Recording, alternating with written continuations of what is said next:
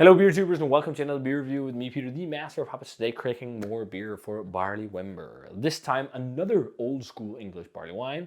The last one being Red Admiral from Chimneys. What I think was maybe one of the last batches to come out of that brewery. But this is from BOXCAR and Deya, and this is their Crocodile King that I was lucky to be gifted from Jay and Linda at MBCC maybe 2 years ago now, I think. Or maybe a year ago. I think it might be 2 years.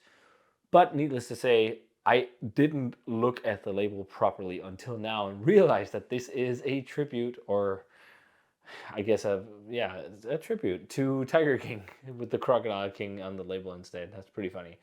So they say it's a barley wine that's old school English, big and rich with lashings of English hops. Best before 2026, 11%. I think maybe I've never tried a boxcar beer, but Deya makes awesome beers. I know that. So yeah, let's check this one out. Pours a very copper rust orange hue in the glass. It looks very old school. It's not like that crazy rich dark syrup that you see with a lot of modern barley wines. It looks like it's gonna be less sticky, and it almost reminds me of like a Fuller's Vintage Ale just when I look at it. I don't know if they call that barley wine. I think a lot of places have called it English strong ale. It was called that on Rate Beer, at least back in the day. But I think I've heard people also talk about that as a barley wine. And that might be a shade more ruby in color, but it's like that rust orange. There's a bit of particles in there. Off white-ish head. Let's check out the aroma on this one. Really, really old school. So old school. Like, this is actually the true old school English barley wine. The modern interpretations that are so rich on malt and chewy and everything, I think they are almost like a modernized interpretation of it. I think the only one that's close to like like really classic English barley wines, at least in memory, that's really close to those is Thomas Hardy. Thomas Hardy is also like really rich on malt, but this is like really fruity, loads of esters, and also a good amount of hops.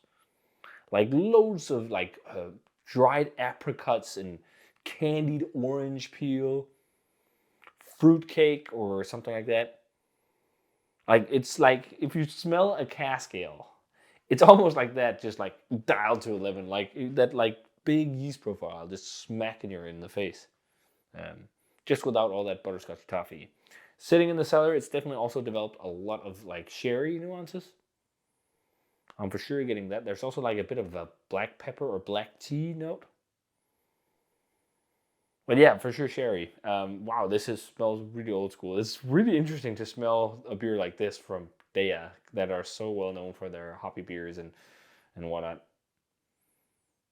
But it smells nice. There's some caramel notes in there as well, but much more fruity than modern barley wines.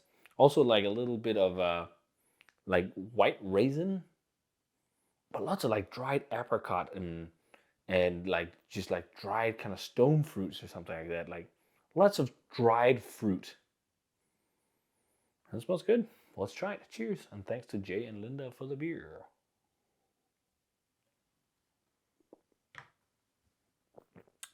Sweeter than I expected. Ooh.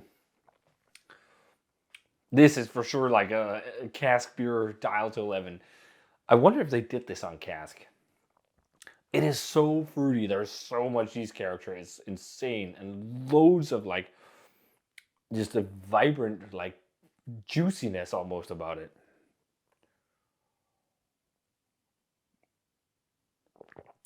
It's really giving me connotations to something like these kind of old classic English strong ales as well. Just more fruity. There's so much fruitiness on this. It's crazy. Like if you gave this to me to a lot of people blind, and they were like, "This is an English barley wine," they'd be like, "What?" But I think it's just because a lot of people they associate in English barley wines only being barley wines that are heavily malty. But actually, one of the big things with a lot of strong English old school ales is that it has loads of yeast character. And this has like loads of yeast character, but also loads of hop character. Lots of black tea, there's nettles, candied orange, orange marmalade, dried preserved stone fruits, so much stewed fruitiness, There's so much fruit. Like, it's crazy. Those white kind of raisins. Is that what's called sultanas, I think? Let me just check. Sultanas is a note I hear so often from some of the old school I used to do. Yeah, they're white raisins or green raisins. Um, Made from green grapes, that's what I'm trying to say. I just heard that all the time back in the day from someone like Hopsine.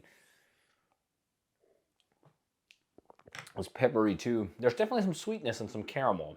And almost like a little bit of a butterscotch toffee, but it's not like diacetyl heavy or anything. It's just a caramel note and some sweetness that reminds me of that. Almost like a little bit of a vanilla custard to it as well. Like if you buy this and you expect English barley wine and your thought is like, I had Anchorage or Fremont or some of these guys, and you try this and you're gonna be like, whoa, what is this? And I think to a lot of people this will be too fruity.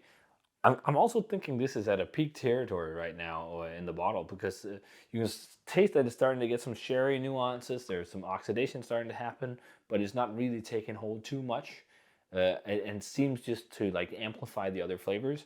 Because I really, the more I drink different types of beers with age, I feel like there's only a small select styles that can handle age. Barley wine being one of them, and then also like lambics, really wild ales, because like stouts, especially stouts that have adjuncts, they just fall apart with age. Some stouts can do well with age if it's without adjuncts, I think, but also even like barrel aged, yeah, it can mellow a bit with a couple of years, but you also don't want to go too long.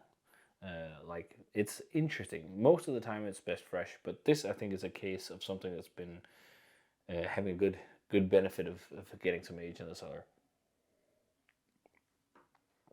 But for sure, a barley wine that will split the waters. And I think a lot of the people that are really into barley wine nowadays, they don't want this. They want something more modern. They want that caramel. They want that fudge.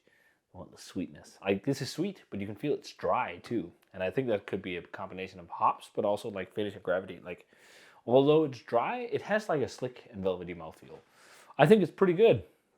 It's really old school, and it's quintessentially English. It really is. It takes me back to going to the wharf, like back in the day, the local English cask pub, and then when they had their winter ale festival.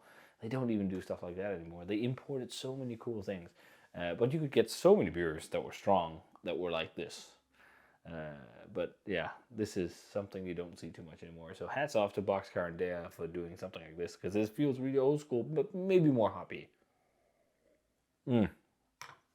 I think it's really nice. I don't think it's mind blowing, but it's really nice old school beer. And if you love old school English beer, you'll love this. Um, yeah, I'm gonna go straight 90. I think it's quite nice.